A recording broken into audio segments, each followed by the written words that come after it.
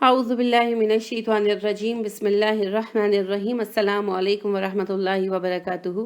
جنت میں لے جانے والا اور بلندی درجات کا سبب بننے والا ایک اہم عمل ہے اللہ کی طرف بلانا، اللہ کے راستے کی دعوت دینا۔ اللہ رب کریم ارشاد فرماتے ہیں سورہ حامیم سجدہ آیت نمبر 33، اور بات کے اعتبار سے اس سے اچھا کون ہے جو اللہ کی طرف بلائے اور نیک عمل کرے اور کہے کہ بے شک میں فرما برداروں میں سے ہوں۔ ابو ہریرہ روایت کرتے ہیں کہ رسول اکرم صلی اللہ علیہ وسلم نے ارشاد فرمایا، جو شخص لوگوں کو نیکی کی طرف ہدایت دے تو اس کے لیے ان تمام لوگوں کے برابر اجر ہوگا جو اس کی پیروی کریں گے، اور یہ چیز ان پیروی کرنے والوں کے اجروں میں کمی کا باعث نہیں بنے گی۔ یعنی ایک بندے نے اچھی بات پہنچائی اور اس پر عمل کرنے والے 50 لوگ ہیں تو اس کا اجر 50 گنا ہو جائے گا، اور ان 50 کے اجر میں کوئی کمی نہیں ہوگی، اور پھر جتنا کسی کا پیغام پھیلے۔ تو نیکی کی بات کہتے ہوئے گھبرایا مت کرے، کہہ دیا کرے۔ اس سے مراد بہت بڑی بڑی باتیں نہیں ہیں، چھوٹی چھوٹی باتیں بھی نیکی میں آتی ہیں۔ جیسے چھوٹی سی ایک عادت ہم لوگوں کی بن چکی ہے، جب ہم ملتے ہیں تو السلام علیکم کہتے ہیں، اور جب جاتے ہیں تو کیا کہتے ہیں؟ اللہ حافظ۔ اللہ حافظ اٹ سیلف اس میں کوئی بری بات نہیں ہے، لیکن سلام کو ریپلیس مت کرے اللہ حافظ کے ساتھ۔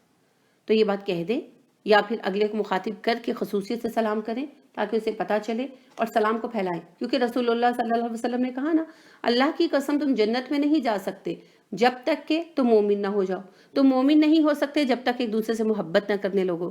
تو کیا میں تمہیں محبت کرنے کا، محبت کے بڑھانے کا طریقہ نہ بتاؤں؟ افشوا السلام، سلام پھیلاؤ۔ تو لہٰذا یہ کتنی بڑی نیکی ہو جائے گی پھر، تو اس پر سکھائیں، پھیلائیں۔ اسی طرح چھوٹی چھوٹی بہت ساری چیزیں ہوتی ہیں جو ہم ایک دوسرے کو بتا سکتے ہیں، تو ان کو بتاتے رہیں۔ یہ مت سوچیں کہ یہ میری بات نہیں مانے گا، آپ کہہ دیں، کیا پتا آپ کے کہنے کی ہی دیر ہو اور یہ اجر آپ ہی کے لیے لکھا گیا ہو۔ تو ہمیشہ نیکی کی طرف بلاتے رہیں، اللہ کی طرف دعوت دیتے رہیں۔ رسول اللہ صلی اللہ علیہ وسلم نے کہا، تمہارا دوست وہ نہیں ہے جو تمہیں کہے کہ زندگی بہت مختصر ہے، آؤ کچھ دیر ہنس کھیل لے، بلکہ تمہارا دوست تو وہ ہے جو تمہیں یہ کہے کہ زندگی بہت مختصر ہے، آؤ بیٹھ کر اللہ کو یاد کر لیں۔ تو میں آپ کی دوست ہوں، ہے نا؟ آپ بھی میرے دوست ہیں، کیونکہ آپ لوگوں کی وجہ سے مجھے بھی ایک استقامت اور قوت اور اعتماد نصیب ہوتا ہے۔ تو الحمدللہ سب مومن ایک دوسرے کے دوست ہیں۔ اللہ رب کریم کہتے ہیں مومن مرد اور مومن عورتیں ایک دوسرے کے دوست ہیں، یہ ایک دوسرے کو نیکی کا حکم دیتے ہیں اور برائی سے روکتے ہیں اور ناپسندیدہ کاموں سے منع کرتے ہیں۔ تو مومن ایک دوسرے کے دوست ہیں، اور دوستی کی بنیاد کس بات پر ہے؟ امر بالمعروف و نہی عن المنکر، نیکی کا حکم دیتے ہیں، برائیوں سے روکتے ہیں۔ تو اللہ کی طرف بلانا جو ہے یہ ہر مومن پر فرض کر دیا گیا ہے۔